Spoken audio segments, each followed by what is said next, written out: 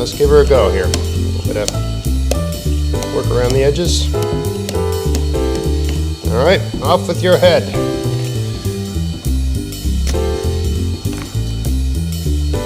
That is a perfectly cooked soft-boiled egg.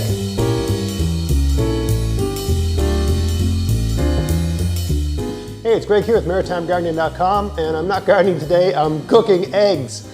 This has really nothing to do with gardening except insofar as eggs go, with things that come out of your garden. But you know, a lot of the videos I do are just things I wish I'd known a few years ago, and this is one of them. You ever make a hard-boiled egg, and when you crack, you make a, I don't know, potato salad or something like that, and when you crack the egg and you get the shell off, the yolk is kind of green inside. It's green inside because you've cooked it too much. It's basically been given too much heat. It's been overcooked. Or you ever make a soft-boiled egg, and it's either too soft or too hard. Soft-boiled egg, you want the white part hard and the yellow part runny. Well, it's all about temperature management. And guess what? There's a device in your kitchen that does that very well. Your kettle. It's got a thermostat in it. Brings the water to a boil. Once the water's boiling, it shuts off. You can use that to cook an egg perfectly. So fill it up so that there's enough water to cover the eggs. Let's say there's like a centimeter or half an inch of water above the egg. And I'm doing this with cold water. I'm sure it will work with hot water, but the timing might be different, right?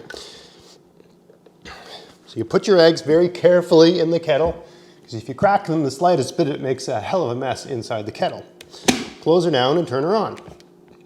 Now, if you want a soft-boiled egg, this is what works for my elevation here. I'm about 200 meters above sea level, so adjust up or down relative to where you are. If you're higher, it might take a bit longer. Maybe if you, a couple, 30 more seconds or whatever, depends on where you are.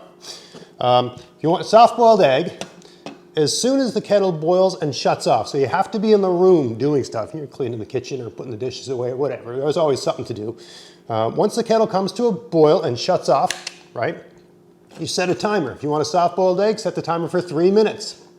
If you want a hard-boiled egg, set the timer for 10 minutes. And just leave the eggs in the kettle until the timer goes off. So I'm going to do both today with the 3 eggs I put in here. I'm going to take one of them out at 3 minutes to show you it's a perfectly cooked soft-boiled egg. I'm going to leave the other 2 eggs in here for the full duration, the full 10 minutes, and show you that they're perfectly cooked hard-boiled eggs that aren't green on the inside, right? The reason it works so well is because you're managing the temperature. It's not continuing to boil, right? The temperature of the water increases till it's 100 degrees. And remember, the eggs are in there too, so the water's not going to get 100 degrees until, to some extent, the inside of the eggs is not the same, because it takes a while to cook the internal, the center of the egg, but to some extent, at least the shell and certainly the outer part of the egg is beginning to reach that temperature as well. So it just works really, really well. Anyway, I'll bring the camera back just as this thing is shut off, so you can see the next part of it. All right, so this thing is just about to shut off, and any second now, this thing's gonna stop boiling. It's boiling very rapidly. Okay, it's shut off.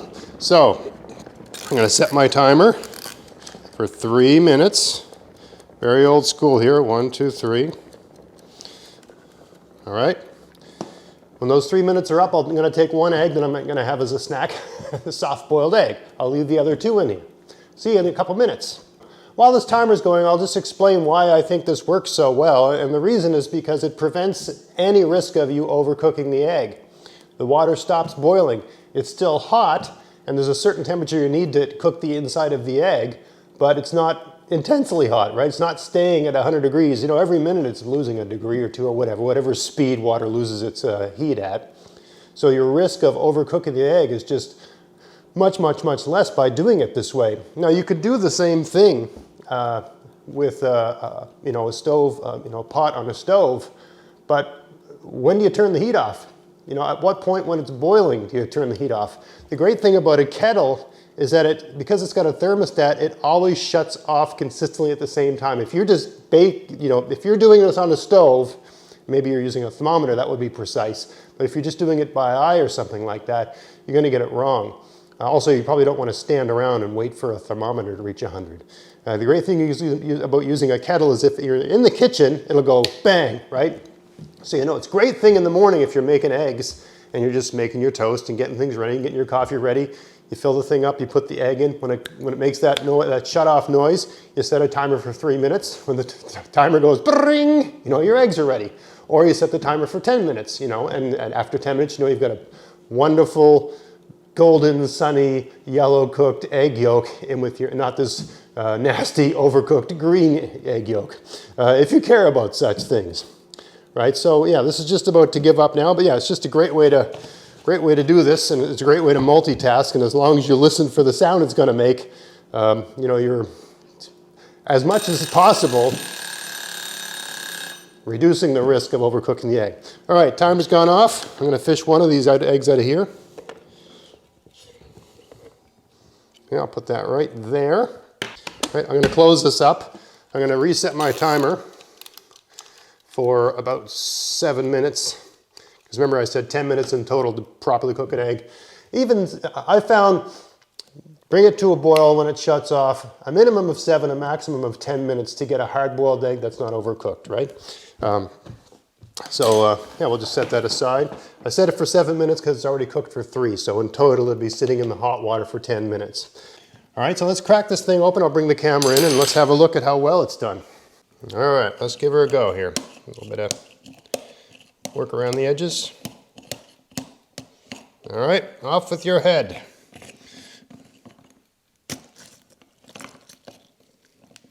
That is a perfectly cooked soft-boiled egg, right?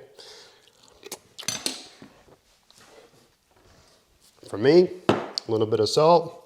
I mean, it's 10 o'clock in the morning, so I'm not going to have this with toast, but for breakfast I'd have the little, you know, the soldiers, you know, little, you know, toast fingers that you put in there.